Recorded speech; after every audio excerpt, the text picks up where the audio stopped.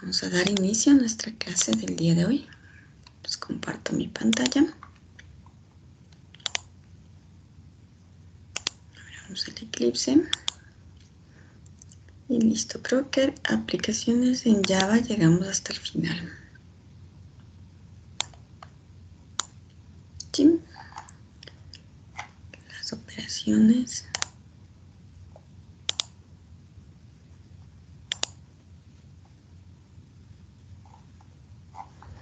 Creo que esta también ya la vimos hasta el final.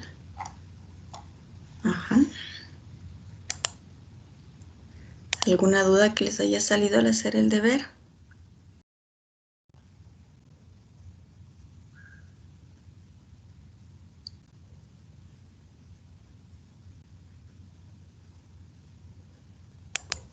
No, profe. No, todo son novedades. Profe, ¿cuándo usted revisa los deberes? Discúlpeme. ¿Cuándo usted revisa los deberes? O sea, Ah, le ponen los puntos ahí. a veces ya casi cerca de alguna prueba o casi siempre antes de ya dar el examen final ya tienen las notas. Pero sí se toma su tiempito en la revisión de los deberes. Porque necesitan que les califique un poquito antes. O sea, sí, sería mejor que lo revisara, no sé, con tiempo, para nosotros poder ver en qué nos equivocamos y qué hicimos bien. Ya, de acuerdo. Ya les voy a revisar. Me parece que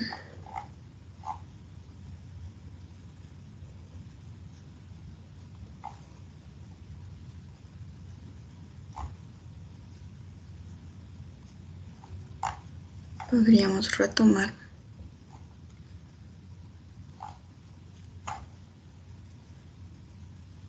de paradigmas de programación orientada a objetos. Conocimos algunas cosas, ¿no es cierto? Creamos algunas clases. Vamos a ver. Creamos algunas clases algún rato. Y creo que avanzamos hasta ahí. Vimos el constructor que debía tener el mismo nombre de la clase. Vimos que nuestra clase debía tener algunos atributos y algunos métodos.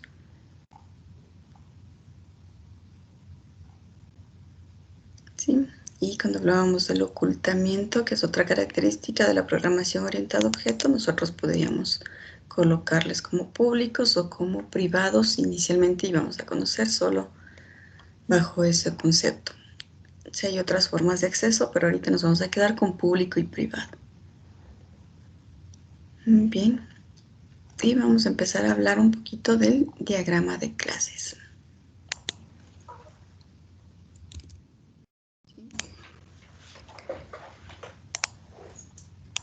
Nosotros vamos a crear nuestras primeras clases o programar en Java. De hecho, necesitamos poder hacer nuestros programas, digamos de alguna manera el diseño de nuestro programa con ayudas de herramientas que nos van a ayudar a darnos cuenta que nomás debe tener nuestra clase.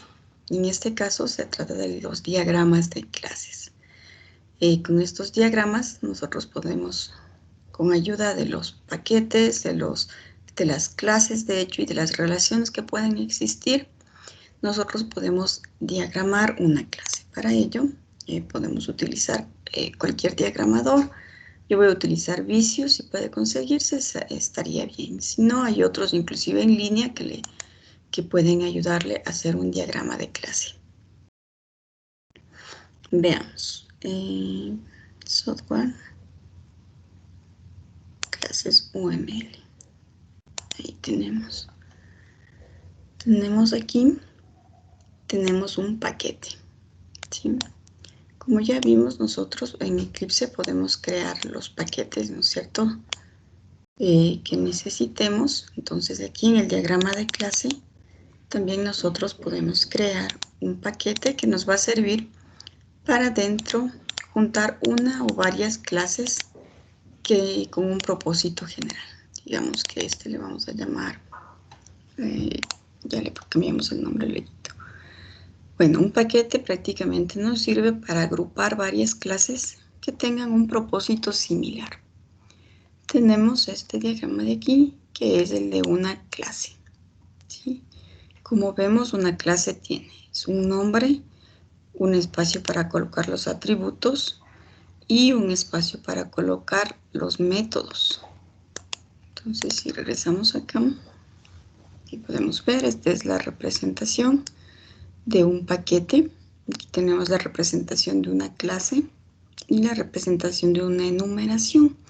Ya vamos a conocer de qué se trata estas enumeraciones. ¿De acuerdo? La diferencia entre una clase y una enumeración es que en la partecita de arriba la enumeración tiene colocado entre mayor y menor repetido enumeración para darnos cuenta.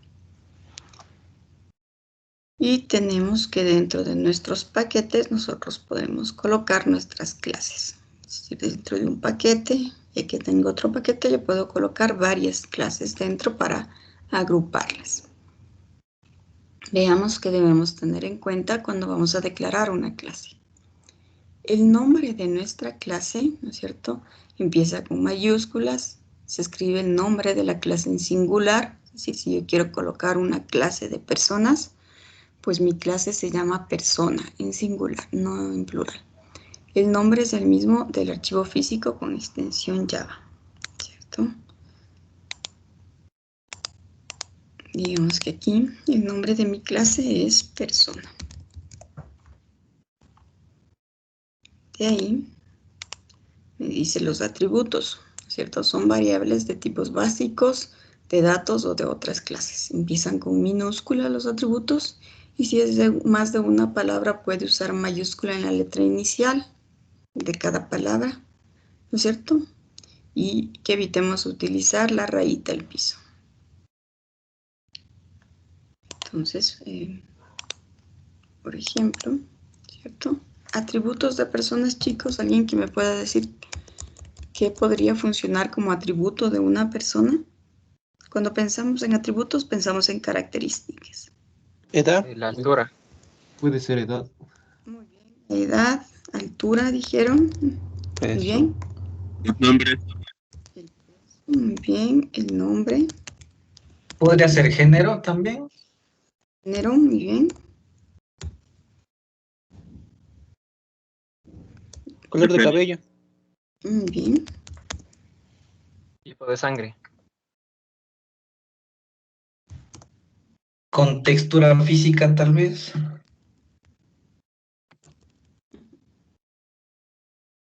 Y nos vamos a quedar.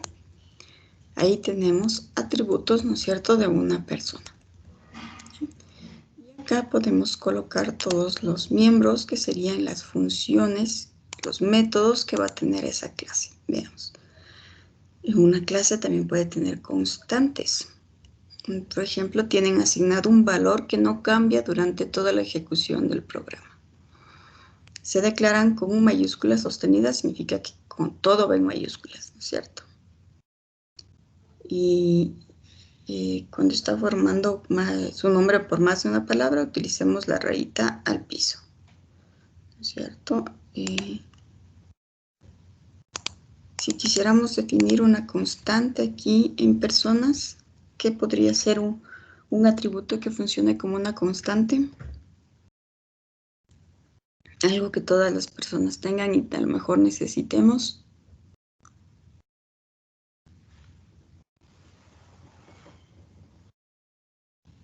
Bueno, en el caso de la persona no se me viene mucho un atributo que pueda ser constante, pero por ejemplo, si estuviésemos haciendo una clase de facturas. Y aquí podríamos colocar atributos de la factura. La fecha, ¿cierto? De hecho, ¿qué más podemos colocar? valores tal vez, o sea, valores de, por ejemplo, costos, gastos. El día. Y sí, ya tendríamos fecha, dirección. De hecho, tiene que ir nuestro cliente, ¿no es cierto? Pensemos un poquito más en la cabecera de la factura. Sí van los productos, pero ahorita no los vamos a poner bien. Vamos a poner solo fecha, dirección, cliente. ¿Qué más tiene una factura? Y tiene... Ruco, cédula. El ruco. Ajá.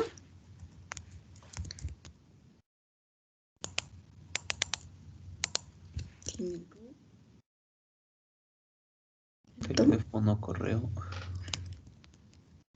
esos datos también se llenan. Ya.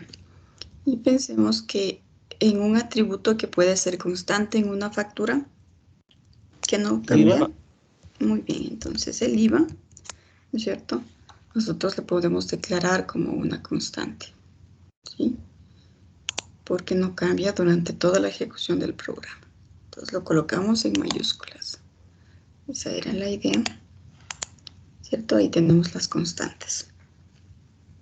Luego tenemos las operaciones o métodos.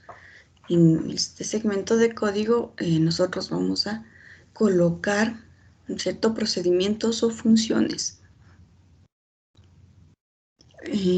Pueden tener parámetros o no pueden tener y pueden devolver o no un valor. Cuando hablamos de ello, por ejemplo, quitemos este y pensemos en métodos de la clase persona. ¿Qué métodos podría tener la clase? Caminar. Perdón. Caminar. ¿Alguien más dijo algo? Pensar, tal vez. Bien, pensar. Comer. Hablar. Comer. Tenemos métodos, ¿no es cierto?, de la persona. Muy bien, pensemos ahora en métodos de una factura.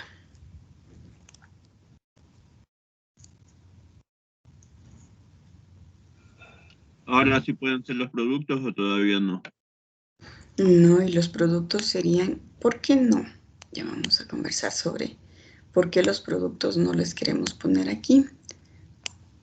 Porque de hecho, cuando nosotros diseñemos, nos vamos a dar cuenta de que nuestra factura tiene una cabecera y tiene un detalle. ¿Por qué? Porque nuestra factura pensamos en la cabecera, ¿cierto? Y si nosotros queremos poner cantidad de productos de nuestra factura, ¿no es cierto? Vamos a decir, queremos comprar 5 leches. Entonces, ¿dónde coloco la cantidad? Aquí, digamos, nosotros creamos uno que diga cantidad, ¿cierto? Y aquí le ponemos el nombre del producto.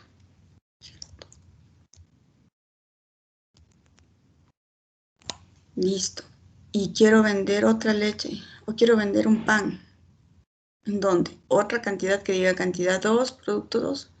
Entonces, cuando nos toca poder tener que dibujar una relación más o menos así, ¿qué es lo aconsejable? Separamos en dos. Tenemos de un lado la factura y del otro lado tenemos el detalle de la factura, ¿cierto? Y el detalle de la factura tiene el atributo cantidad, ¿cierto? Tiene el atributo, llamémosle nombre del producto. Luego ya veremos que hay como poner otras cosas. ¿Qué más se les ocurre que puede tener una liñita de la factura? Ya tenemos cantidad, nombre del producto. Precio. El precio. Tenemos el precio. De pronto algún descuento.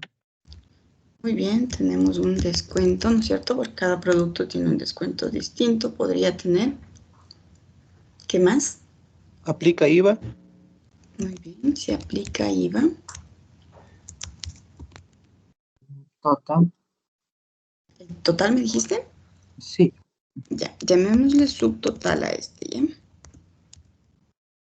Donde vamos a multiplicar la cantidad por el precio, le vamos a restar el descuento y vamos a tener un subtotal. Y vamos a tener dos cosas. Subtotal, llamémosle base 0. Vamos a tener un subtotal clase IVA, ¿sí?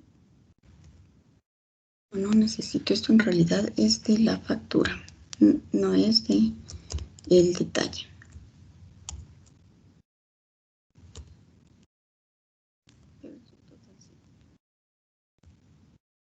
Listo, ahí tenemos el subtotal. ¿Ya? Ahora, por eso es que no está la cantidad y el nombre aquí, porque va a existir una relación entre el detalle de la factura y la factura, que ya vamos a aprender de las relaciones también. Pero inicialmente por eso es que no van esos detalles del producto dentro de la factura. ¿Sí? Entonces la cantidad y el nombre del producto no va aquí. Ahora sí, pensemos en métodos de nuestra factura. ¿Qué podemos hacer con la factura? Pensemos en acciones que se puedan hacer. Devolución. Muy bien, podemos hacer una devolución. La cantidad de IVA que pagué. Ajá, entonces sería calcular IVA, ¿cierto? ¿Qué otro método podríamos necesitar? Generar número de factura. Sí.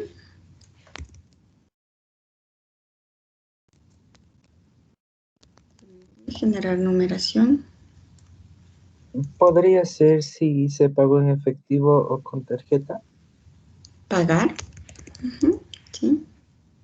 No como atributo en efectivo o tarjeta, es decir, forma de pago. Forma de pago probablemente sea un atributo de la factura, para decir la forma de pago de mi factura, cómo me pagaron, efectivo, cheque, crédito, ¿cierto? Podría ser un atributo de mi factura. Pero pagar, declarar impuestos, no es algo que hace mi factura. Probablemente haya otras entidades que se encarguen, o sea, otras clases que se encarguen de la declaración de impuestos y coja y sume todas las facturas y vea cuánto se hizo la base IVA y todo eso. Pero no es propio de la factura, es otra más grandecita que hay por ahí. Pero bueno, podemos hacer la devolución, ¿no es cierto?, de una factura.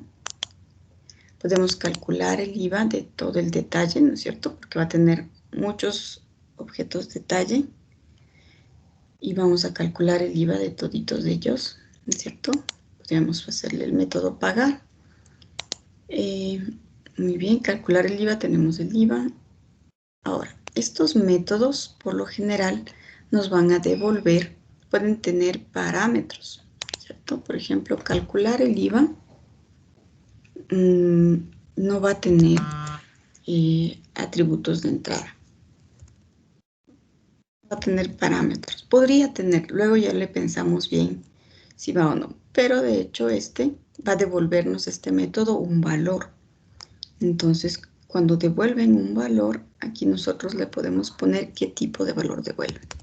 Entonces, si va a calcular el valor total del IVA, ¿cierto?, de todo el detalle, va a devolver de hecho un doble. ¿Sí? Ponemos con 2 puntitos y ahí sabemos que va a devolver un doble. De hecho, nosotros aquí debíamos haber colocado cantidad, es integer,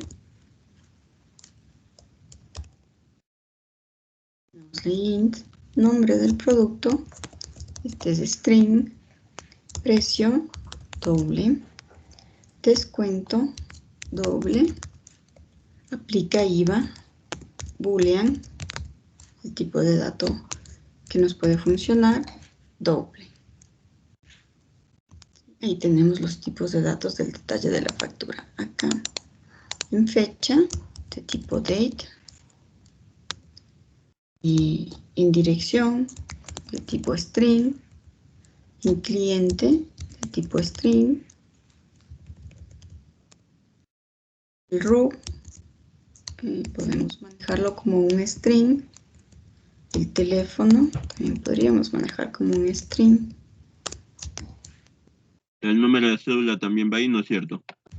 Root o cédula, ¿cierto? Podríamos llamarle entonces identificación, ¿cierto? Más genérico, para si vendemos a una empresa, va con RUC, o alguien que tenga RUC. Si vendemos a una persona natural, le colocamos ahí su cédula.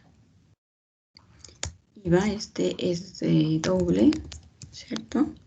La forma de pago podría ser un integer o un byte, ¿no es cierto? Que diga 1 efectivo, 2 cheque, 3 crédito o tarjeta, ¿cierto? Es un entero más chiquito.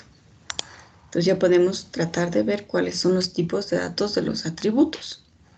Ahora tratamos de hacer lo mismo con los métodos, ¿cierto? Calcular IVA probablemente no necesita mandar nada más que obtener los datos de la factura, del detalle, y nos va a devolver un doble.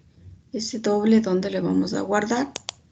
Entonces se hace necesario que la factura tenga algo que dice subtotal, ¿no es cierto? Que será que doble, y la factura debe tener un, vamos a ver, de hecho, un subtotal base 0. Un subtotal doble. ¿Por qué? Porque del hecho el IVA solo le aplica a los productos que aplican IVA. Entonces yo voy a hacer un método que calcule el IVA y va a barrirse todo el detalle de la factura buscando todos los registros que diga aplica IVA. Y va a sumar este subtotal, ¿cierto? Y toda la suma del detalle lo va a colocar en este atributo. En el base 0 los que no apliquen IVA, y en el base IVA todos los que sí apliquen IVA. Eso nada más ya nos dice calcular IVA, ¿no es cierto? Tenemos un método y debemos tener otro método que se llame calcular base 0. El uno suma los que sí aplican IVA y el otro el que no suman los que no aplican IVA. ¿Dónde guarda? En estos dos atributos. Generar numeración, ¿cierto? Probablemente que pueda necesitar. De hecho, si tenemos el que genera la numeración, entonces sabemos que la factura tiene algo que se llama establecimiento.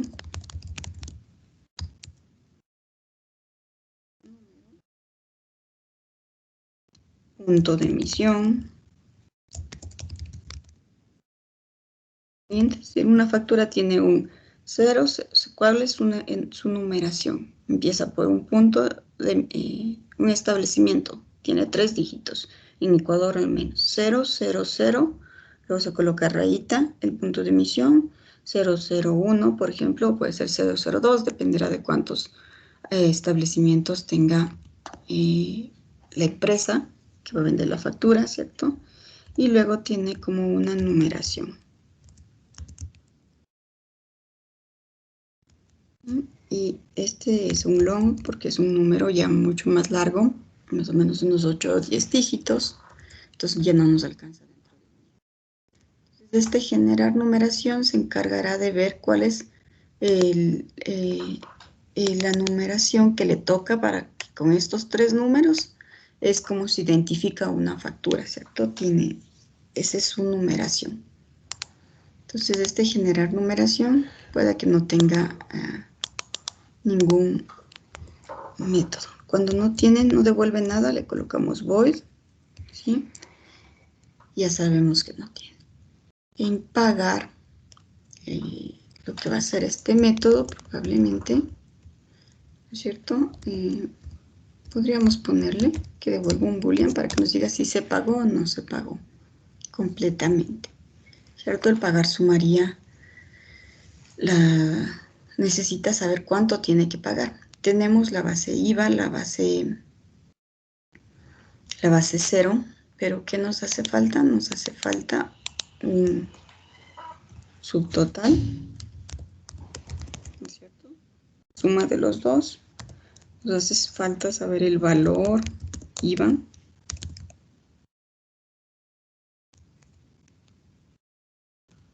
Y nos hace falta saber el total. Bueno, en algunos casos también el valor descuento, donde va a sumar todo el descuento. Entonces estos también, el subtotal es de tipo doble, el valor del IVA doble, ¿cierto? Decimal es el valor del descuento doble y el total doble, ¿cierto? Solo basados en eso, nosotros sabemos que necesitamos un método que calcula el IVA, que calcula la base cero, bueno, generar numeración sí, y aquí tendríamos otro que nos devuelva también un doble, que calcule el IVA,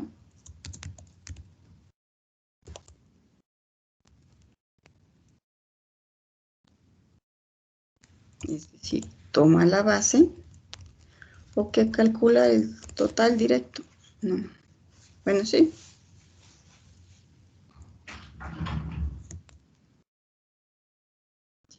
Este método se puede encargar de, una vez que se tiene el IVA y la base cero, llenar el subtotal, calcular el IVA, es decir, multiplicar la constante IVA por el valor IVA que tenemos, y tenemos el valor del IVA, el valor del descuento, probablemente sume todos los descuentos del detalle, y el total, en el que al subtotal le suma el IVA, le resta el descuento y tenemos el total.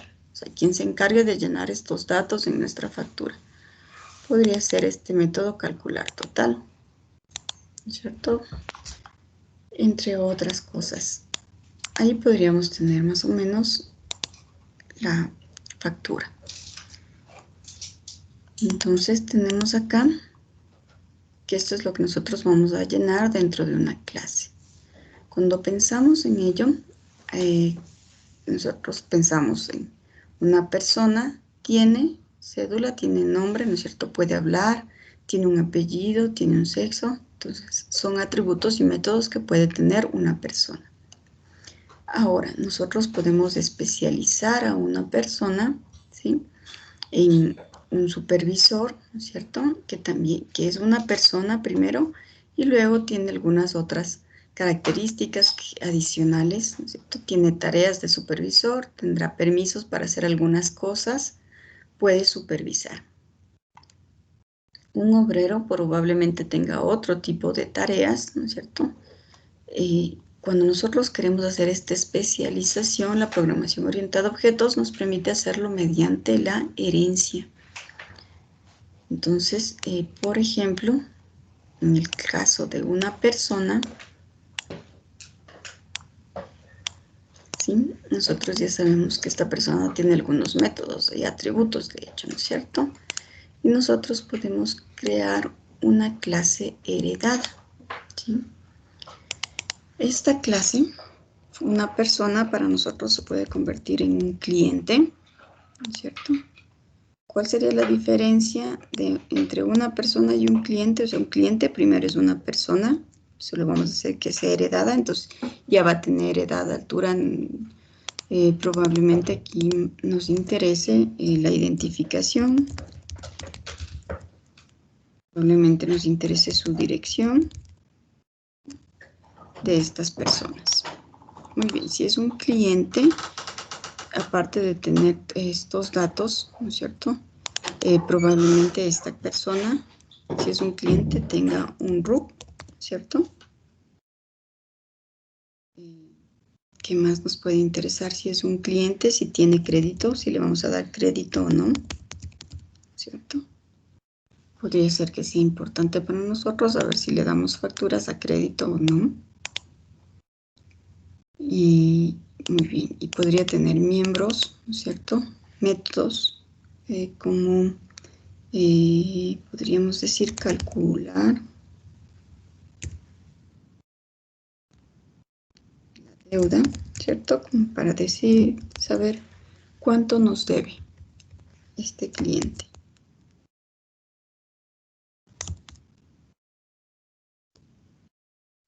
¿Sí? Y podríamos tener otra clase que también sea heredada, de esta persona, ¿no es cierto? Y podría ser un proveedor. También es una persona, ¿no es cierto?, con la que nosotros podemos tener, o nuestro sistema podría relacionarse. Este proveedor tener un tipo, ¿cierto?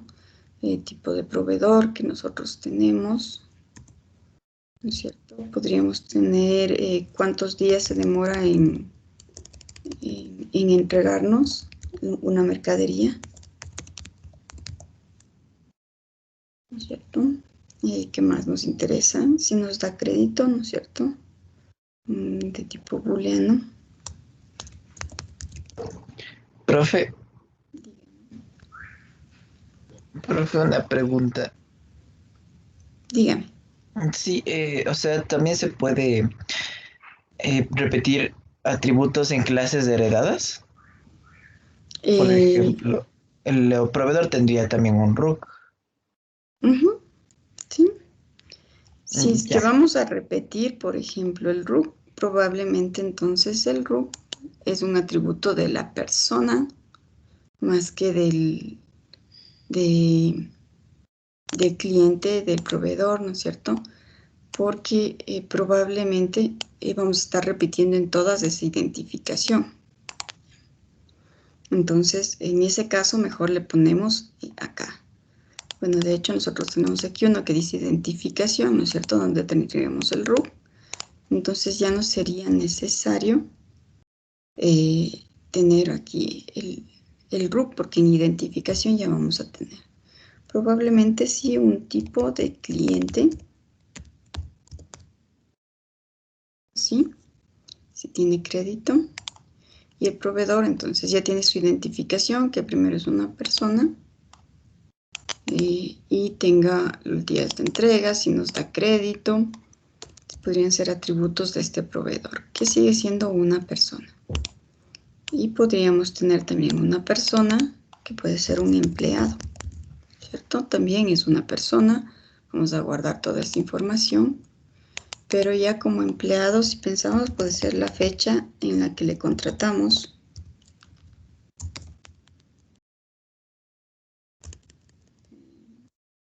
De inicio podríamos llamarle, ¿cierto? La fecha en la que empezó a trabajar para nosotros. Si fuese un empleado, que nos importa, por ejemplo, su sueldo. Profe, una pregunta. Dígame.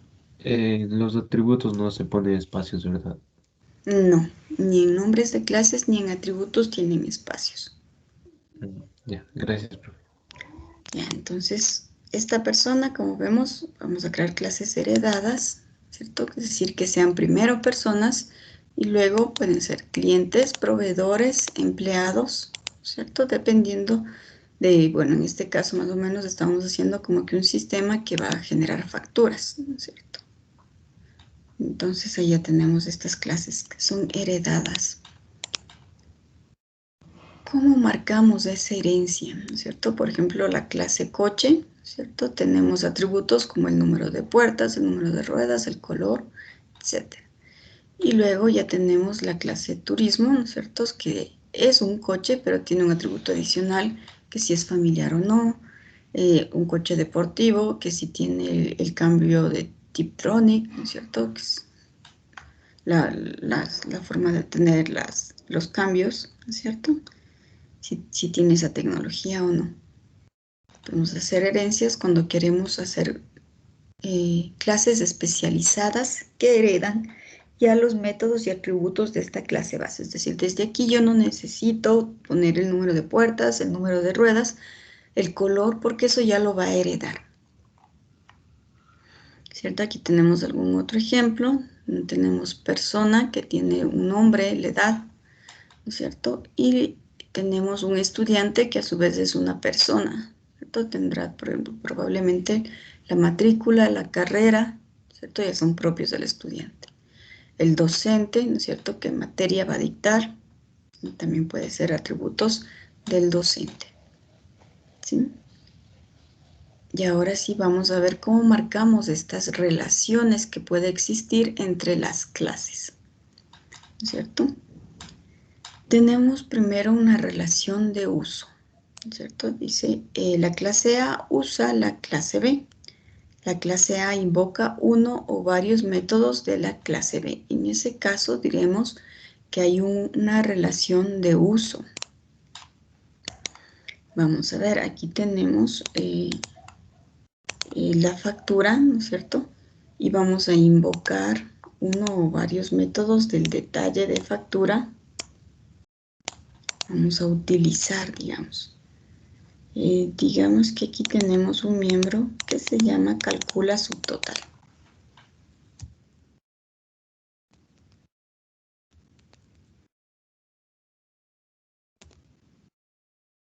Y este devuelve un doble. Bien. Entonces, desde factura, nosotros desde alguno de estos métodos que diga calcular IVA, va a llamar al método calcular subtotal de esta clase, que le va a devolver un doble, ¿no es cierto? Y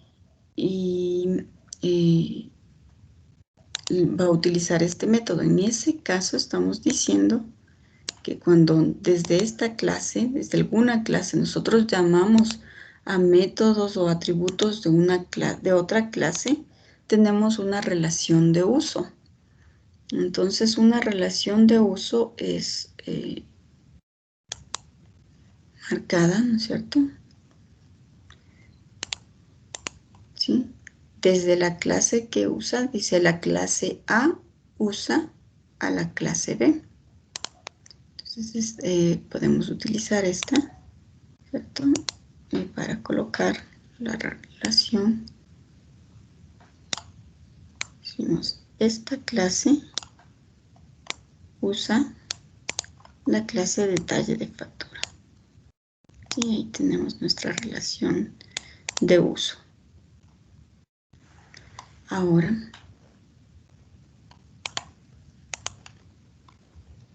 sí mostraremos la relación entre esas clases. Por ejemplo, una impresora, ¿no es cierto? En el método imprimir, ¿qué va a imprimir? Un documento. El documento podría ser otra clase. ¿Sí? Es una relación de uso.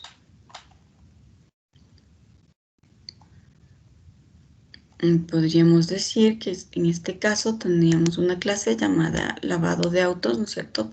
Pensando en un sistema que va a ser utilizado en un lugar donde van a lavar autos. Entonces tenemos que dentro del lavado de auto, tenemos qué auto voy a lavar y de qué cliente es, ¿cierto? Entonces yo tengo atributos aquí declarados de tipo clase, ¿no es cierto? Que son de la clase auto y de la clase cliente. Entonces diremos que aquí hay una relación de uso. La clase lavado auto usa la clase auto. La clase lavado auto usa la clase cliente. ¿No es cierto? Ahí tenemos también una relación de uso. La relación de herencia, ¿no es cierto? Diremos que la clase B, ¿cierto? Esta es una clase derivada o una subclase de la clase A. Y la clase A es una superclase o la clase general, ¿no es cierto? Los objetos de la clase B toman los atributos y métodos de la clase A como si fuesen propios. Eso es lo que genera la herencia, ¿no es cierto? La relación de herencia va desde la clase heredada, ¿no es cierto?, hacia la clase padre o la clase general o superclase, ¿no es cierto? Si nosotros queremos hacer una relación de herencia, empezamos, necesito un poquito más de espacio, vamos a moverle.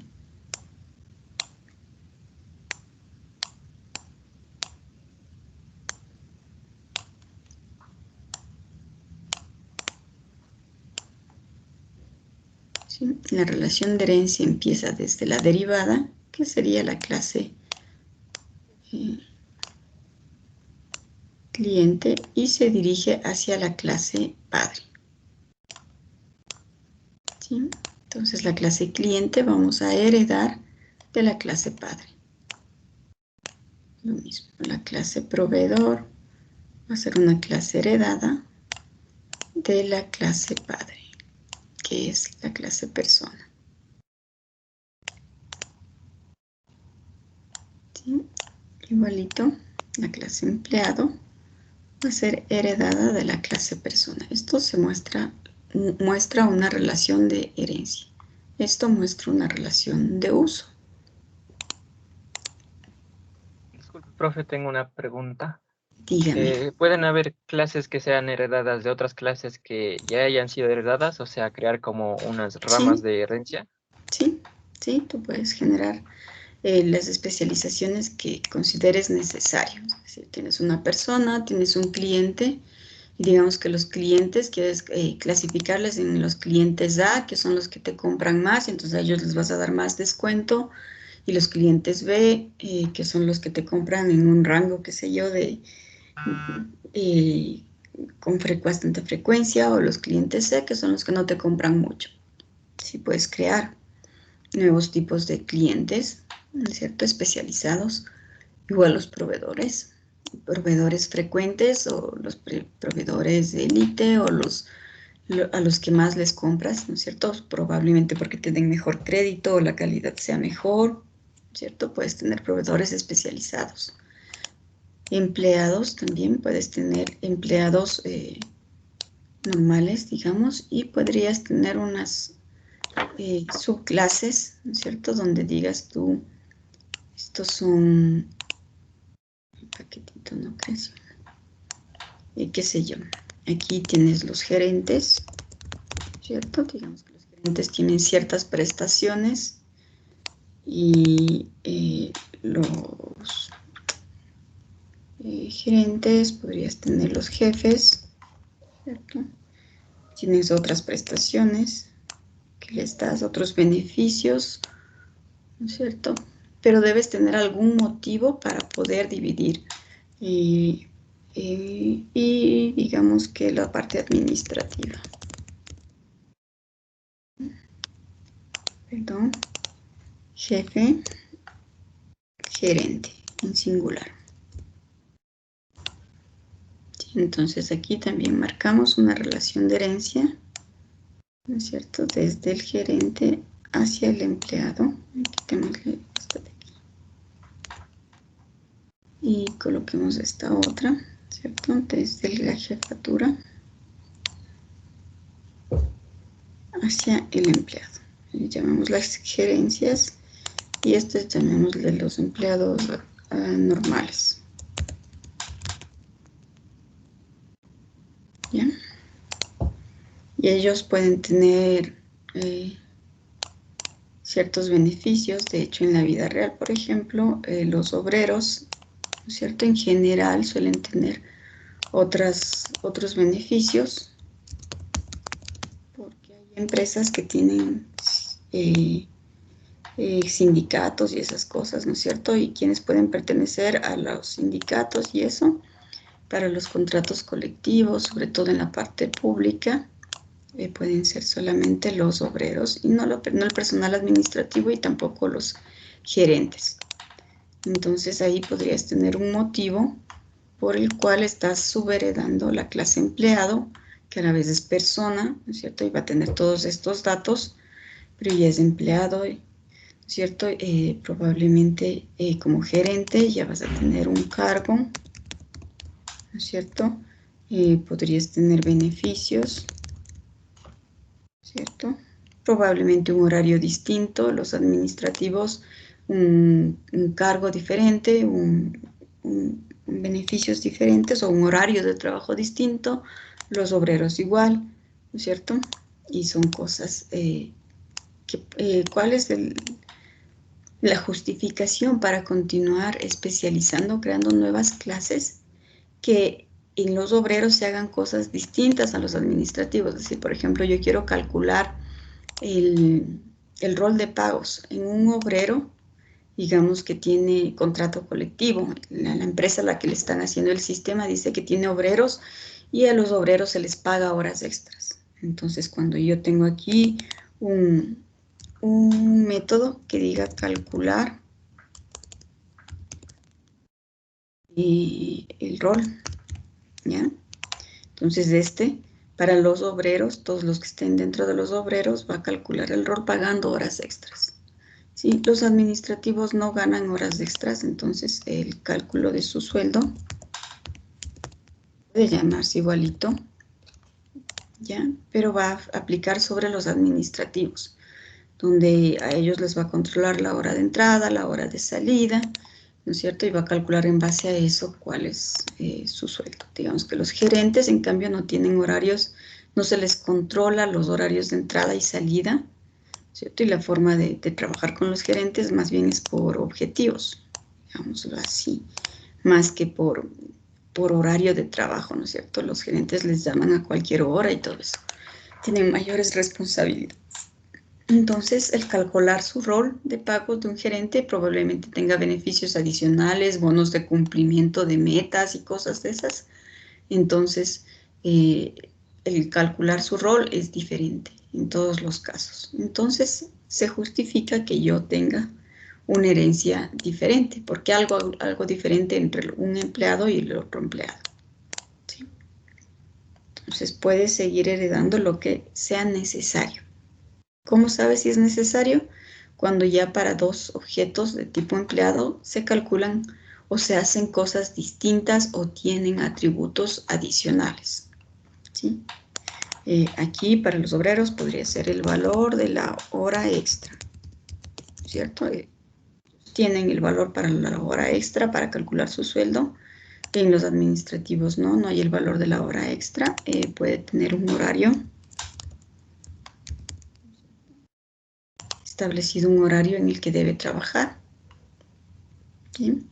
Y el gerente, su cargo, sus beneficios, y puede tener también las metas que tiene que cumplir para recibir algún beneficio, etc. Entonces tienen atributos y métodos que hagan cosas distintas, entonces yo puedo seguir modificando la herencia. Gracias. ¿Ya? Por ejemplo, si nosotros vamos a la clase cliente, ¿cierto? Podemos tener la herencia del propietario. Podemos tener el cliente, el consumidor final, cuando queremos vender a un consumidor final y no queremos llenar todos sus datos de nombre, cédula, ¿no es cierto? Como consumidor final, y el cliente final al que sí le vamos a actualizar sus datos, nos interesa tener su dirección, su mail, su teléfono, ¿no es cierto? Cuando los dos tengan estos métodos, imprime y hagan cosas distintas, ¿no es cierto? Ahí tenemos la herencia. Hay otras características adicionales que se debe tomar en cuenta cuando hacemos un diagrama de clases. De momento, ¿cierto? Nos vamos a quedar solo con eso. Como ustedes ven, aquí hay más relaciones de asociación, de agregación, de composición, etcétera, que nosotros todavía no vamos a utilizar. Igual, a toditos les hemos puesto un menos delante. Bueno, eso sí ya les puedo explicar. Cuando nosotros colocamos un menos, significa que es privado. Si yo quiero que este campo sea público, le coloco un más, ¿cierto? Y lo mismo pasa en los métodos. Pueden ser públicos o privados, ¿sí? Entonces, con el menos diremos que son privados y con el más son públicos, tanto atributos como métodos, ¿cierto? Nosotros podemos colocarles el más y el menos. Pero existen otros adicionales que ya les iremos aprendiendo, que pueden ser de distintos tipos. También van a encontrar en las diapositivas cosas como estas palabritas que dice abstract, que no les hagan caso de momento. Ya aprenderemos para qué sirve ese abstracto. Este simbolito de aquí, el numeral, tampoco no le hagan caso. Si encuentran algo en cursiva, tampoco, ¿no es cierto? De momento eso no nos vamos a concentrar en eso. Más adelante iremos viendo para qué nos sirve este abstracto, también este static, que son palabras raras que encontramos, y ahí iremos aprendiendo. ¿Sí? De momento, lo único que nos interesa saber del diagrama de clases es crear paquetes. Dentro del paquete yo puedo agrupar, ¿cierto? Una o varias clases, ¿cierto? donde yo puedo crear clases que tengan nombre, atributos, métodos, ¿cierto? Atributos, métodos, es importante que les pongamos el tipo de dato que tiene, ¿no es cierto? El método si devuelve algún valor, si necesita algún parámetro. Relaciones de uso, que serán las más frecuentes que tengamos, y relaciones de herencia también, ¿cierto? Esos dos tipos de relaciones, uso o herencia, ¿cierto? Y nuestras clases con atributos y métodos, privados y públicos de momento, y colocando el tipo de dato que van a utilizar. ¿Complicado, chicos? ¿Difícil? ¿Algo? Profe, tengo una pregunta. Dígame. Las relaciones de herencia heredan atributos y también métodos y, o sea, las relaciones de herencia heredan atributos y métodos. Sí. Y Heredas. Dígame. ¿Y las relaciones de uso solo heredan métodos? No heredan nada. Solo puede utilizarlos. Una cosa es herencia, donde este cliente... A ver, vamos a ver, acá teníamos nuestras clases, ¿no es cierto? Aquí tenemos una clase persona, me parece, ¿sí? Y tenemos el nombre y su edad, ¿no es cierto? Y tenemos un método cambiar nombre y devolver edad. Aquí tenemos una clase normal, ¿no es cierto? Desde la clase inicio, creo que nosotros habíamos llamado, no, porque ya habíamos borrado esas cosas, ¿cierto? Nosotros desde esta clase inicio, que es otra clase, ¿no es cierto? Nosotros podemos declarar de tipo persona, ¿cierto? Y le hacemos new persona, ¿cierto? Y me va a decir qué persona recibe unos datos. Recibe el nombre y recibe la edad. Entonces, persona necesita aquí recibir Juan Pérez, ¿cierto? Y tiene una edad de 45 años, ¿sí? Desde la clase inicio yo estoy usando la clase persona. Eso es una relación de uso, ¿sí? Y si yo digo Juan punto, solamente tiene los métodos y los atributos de la clase persona, ¿ya? ¿Qué ocurre con la herencia? Yo aquí voy a crear una clase llamada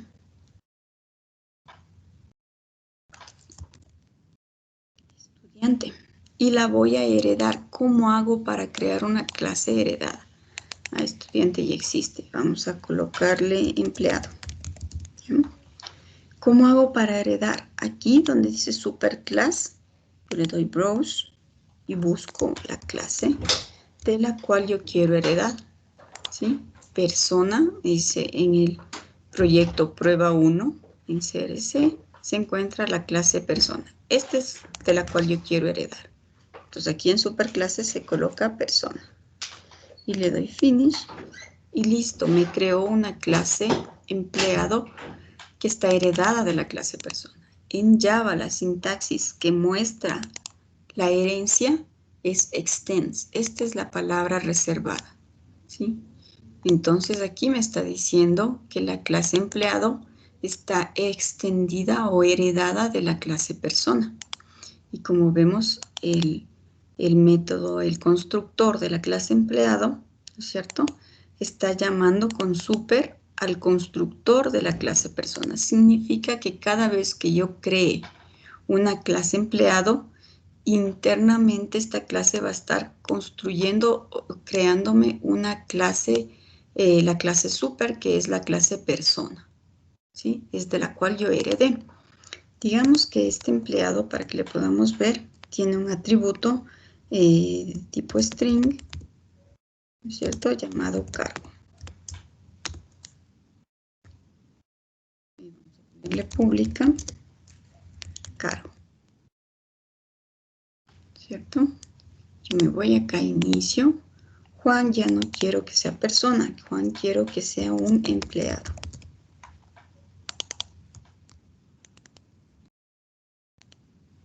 ¿Sí? Entonces, cuando yo le digo Juan punto, tiene cargo, que es su string, ¿cierto? El atributo que yo le creé, si le vemos, el empleado solo tenía el atributo cargo.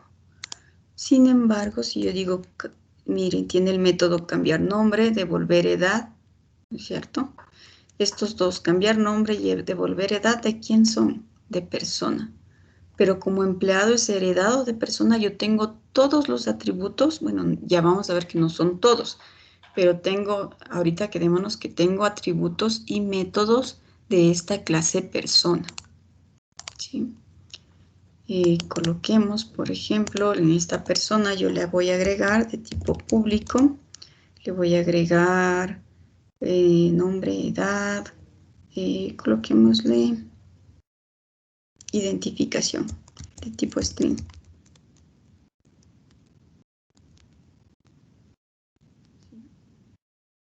Yo me voy acá al inicio y digo Juan, punto, ya tiene la identificación. Yo no modifiqué la clase empleado, ¿sí? Yo modifiqué la clase persona, pero como está heredando, hereda también este atributo identificación, ¿sí?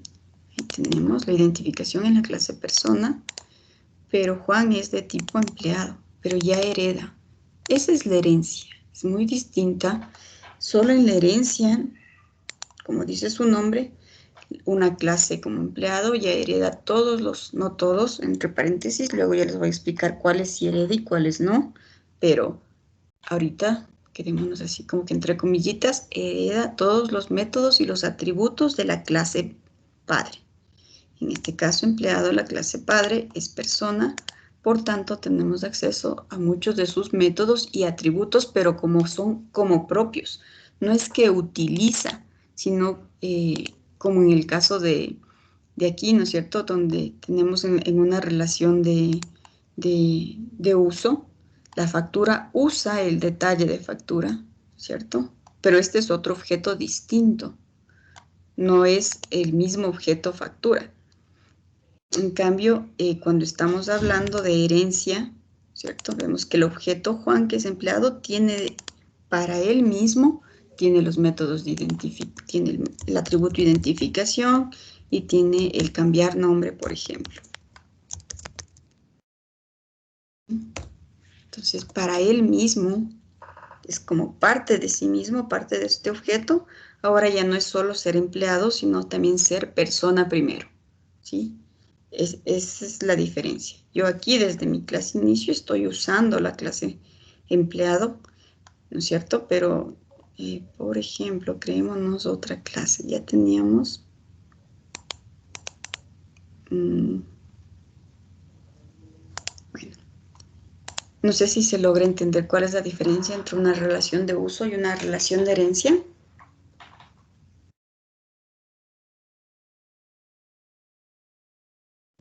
Chicos. Sí, sí, se entendió, profe. Ya vamos a hacer muchos más ejemplos donde se nos va a hacer un poquito más natural esta cuestión de qué es la herencia y qué es el uso, ¿sí? De momento nos vamos a quedar solo con eso. Y con eso tenemos ya cubierto la parte de algoritmos, ¿cierto? Tengo una pregunta. Dígame.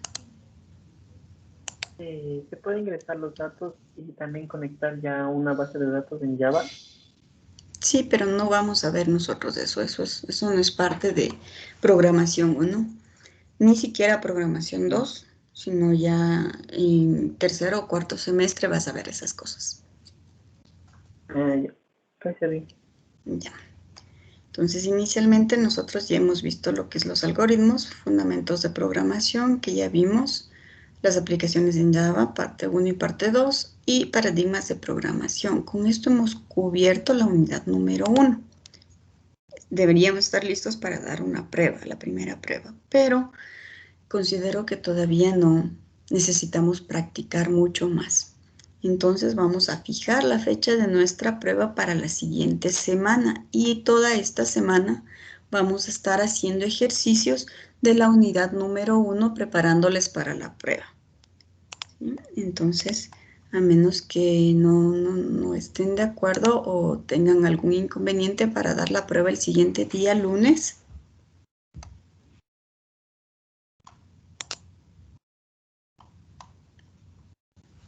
Por mí está bien, sí. Y que toda esta semana hagamos ejercicio. Igualmente. Apoyo a Héctor. Muy bien, entonces vamos a colocar una publicación en la que diga que el día 21 de junio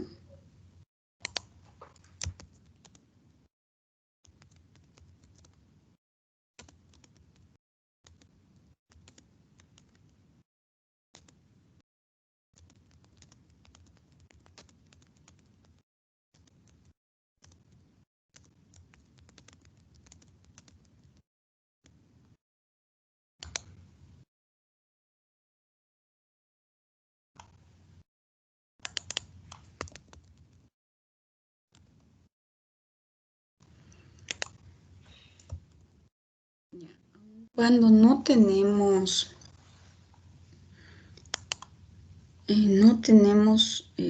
todavía no nos han enviado los reglamentos. Por ejemplo, si usted llega a tener algún problema el día de la prueba, ¿no es cierto? Máximo 24 horas después, si puede antes, mejor, pero digamos que después. Si usted no se presenta a la prueba de la unidad número 1 por diferentes motivos, se le fue la luz, no tenía internet, tuvo un problema médico, de suyo o de un familiar directo, ¿no es cierto? Y usted no se podía presentar a la prueba, usted hasta 24 horas después de la fecha de la prueba puede enviarme un correo, puede colocarme un chat aquí en el, ¿cómo es? O un correo más formal, ¿no es cierto? Indicándome los motivos por los cuales no pudo dar la prueba. Y para las pruebas no necesito, por ejemplo, certificado médico o algo así, no. Para las pruebas voy a creer en su palabra y yo le doy otra fecha para que usted pueda rendir la prueba nuevamente, ¿sí? Entonces, pero siempre y cuando usted me notifique hasta 24 horas indicándome cuál fue el problema por el cual usted no se pudo presentar a rendir la prueba, por correíto. Si no lo hace, entonces sí, la prueba no se recupera. Usted no me puede decir un mes después, ay, cierto, profe, yo no había dado la prueba número 1, ¿me puede tomar? No, ¿sí? ¿De acuerdo? ¿Queda claro eso? No necesito que me envíe certificado médico ni nada para justificarlo, para las pruebas. Para el examen, sí, el reglamento de la universidad exige que para el examen final, para ese sí, si está enfermo o tuvo una calamidad doméstica, cualquier cosa de esas que nos puede ocurrir, ahí sí ya necesito un certificado médico o un certificado donde muestre qué fue lo que ocurrió. Para las pruebas no es suficiente con que usted me escriba y me diga no di la prueba por tal motivo y yo le voy a fijar otra fecha para dar esa prueba. ¿De acuerdo? De acuerdo, profe. Listo.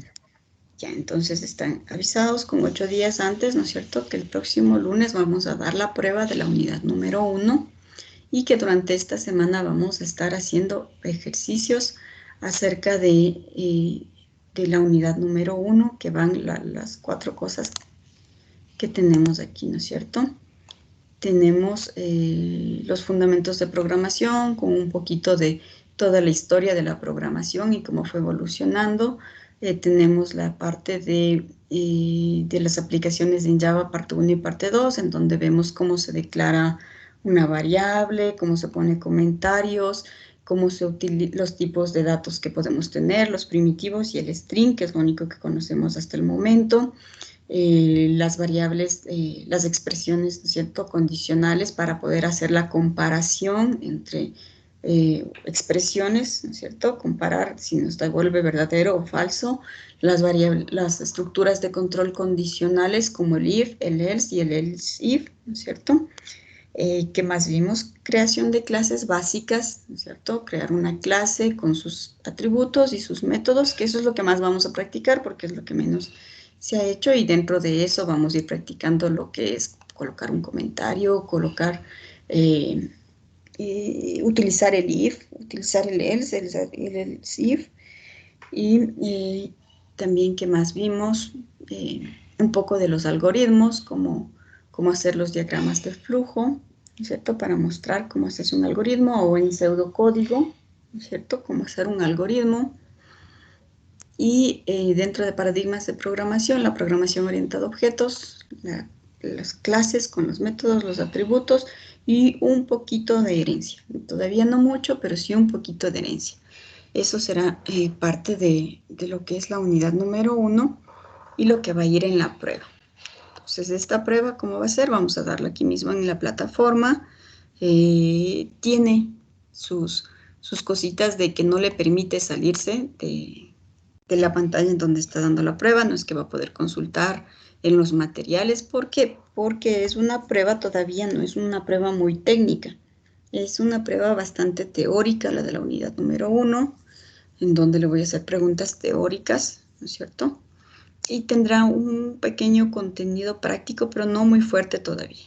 O sea, para programar, le voy a poner bloquecitos de código y le voy a decir, explique qué hace este código, ¿no es cierto? Hasta ahí vamos a llegar para estas pruebas. Pero programación es una materia bastante práctica. Por ejemplo, el examen final sí tiene un fuerte contenido técnico y práctico, ¿no es cierto? Donde usted aplica todos los conceptos y me muestra que sabe programar. Para esta no, para esta un 80% es teórico. Creo que es la prueba más teórica que tenemos. ¿Qué más? ¿Qué más le puedo decir acerca de la prueba? Serán más o menos 20 preguntas. Yo tengo un banco de preguntas bastante grande y le van a salir preguntas aleatorias. No lo mismo que le pregunto a usted, le pregunto al resto de sus compañeros, ¿cierto? ¿Qué más le puedo decir? Tiene un tiempo limitado por las preguntas, 1 minuto o 2 minutos por pregunta para responder. Eso le puedo comentar de la prueba. Listo, chicos, por hoy vamos a dejarlo ahí para que yo prepare los ejercicios para que hagamos toda esta semana y podamos prepararnos para la prueba número 1. ¿De acuerdo? No sé si tengan alguna pregunta adicional. Yo, profe, sería algo específico para preguntarle, no sé, más o menos si es necesario sabernos de memoria cuánto, qué números puede almacenar los distintos tipos de variables. Por ejemplo, es necesario que sepamos que las variables de tipo byte pueden almacenar desde el menos 128 hasta el 127, o eso no es necesario que no sepamos de memoria. Sí es necesario, pero ya no las por ejemplo, de la byte, sí, saber hasta dónde llega el short, saber hasta dónde llega el int, hasta ahí sí de memoria. Ya saber que el long es más grande que el int y es un número muy grande, con eso es suficiente. Pero saber hasta cuál es el número exacto del long, no. O del doble, cuál es el número exacto, no. Y eso ya es un número muy grande. Sí, pero saber el byte, cuando uso, sí, porque es un número chiquito. El short también. Y luego ya el int, y hasta cuándo puedo usar el int. El número de dígitos, diría yo más.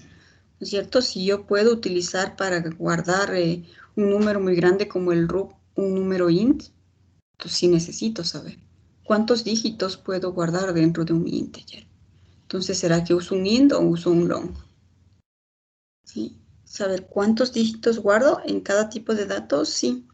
Sí necesito saber.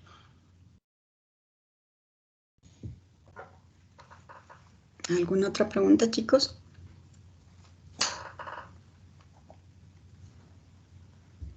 ¿No? Chévere. No, profe. Entonces, por hoy lo vamos a dejar ahí y nos vemos en nuestra siguiente clase para hacer muchos ejercicios al respecto. Disculpe, también, no sé si nos podría anotar la actuación en clase. Claro, denme un segundito.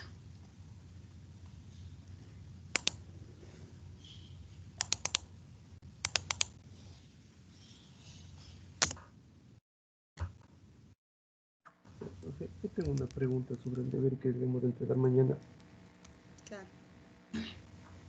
En la parte de lo que es ejecución, cuando se debe, o sea, mostrar a qué generación se pertenece, ¿es necesario a agregar una captura de todas las generaciones, o sea, en la ejecución de poner el No. año y mostrar cada una? No. No, es suficiente con unas 2. Ya, profe.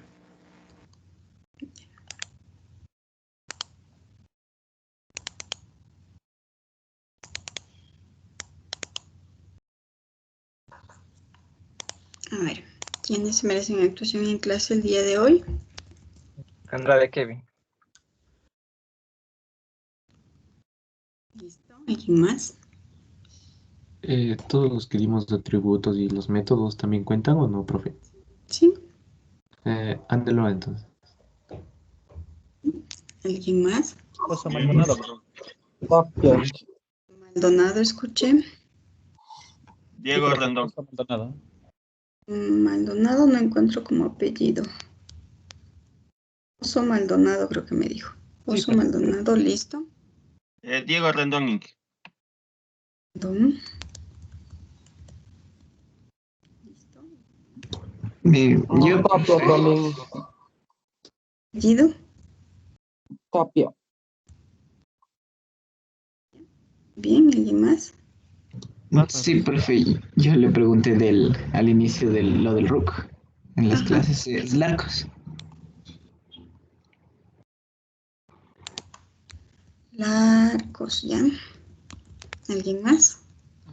Sí, yo di características para Liz. Parra, muy bien. ¿Alguien más? Yo, profe, sin baña Kevin, le pregunté sobre las relaciones de uso y la otra cosa que no me acuerdo. ¿Alguien más? Yo Kiwango. Bien. ¿Alguien más? ¿No? Listo. Ahora sí, ya creo que están. ¿Alguien? Profe, ¿No? ¿van a seguir preguntando o ya no? Sí, pregunte nomás. Sí. Yo quería saber, bueno, hay una cosa que me tenía en duda, es sobre las herencias múltiples, que básicamente eso se utiliza más en los juegos, pero básicamente estaba viendo que en Java no le contiene eso, ¿y el por qué será? ¿No le contiene qué cosa? ¿Herencia Las múltiple? herencias múltiples. Ah, que puedas heredar de más de una clase. Ajá, en Java, pero según veía, dijeron que no, pero ¿por qué no puede heredar eso Java? Déjeme investigarle, ¿ya? No se me había ocurrido hacer que una clase sea heredada de más de una clase. Heredar muchas veces, es decir, luego del empleado creo un empleado 1 o un empleado que sea gerente, como habíamos dicho, sí. O sea, una herencia, pero sigue siendo 1 a 1. Déjeme ver si existe la herencia múltiple o no existe en Java. Le voy a investigar, ¿ya? Ya, profe, pensé que Eh, sí era fácil la pregunta. no se me había ocurrido hacer eso. ¿El apellido? Chamba. Ya, profe, gracias. Listo, chicos, entonces póngase a estudiar y ya sabe, aproveche preguntando, aparte que gana puntitos, también estudia para la prueba, entonces aproveche preguntando y cualquier cosa que no le queda claro o quiera que revisemos un ejercicio sobre eso, me avisa. Y si no, vamos a hacer unos programitas que voy a planificar para que hagamos esos como repaso. Pero si usted tiene algo en particular que no le queda claro, aproveche, pregunta, gana puntos y también se quita la duda. Listo, chicos, eso sería todo por el día de hoy y nos vemos en nuestra siguiente clase. Muchas gracias, profe. Que le vaya bien. Hasta luego. Profe, Que tengan gracias. una buena semana. Hasta luego, profe. Muchas gracias. Gracias.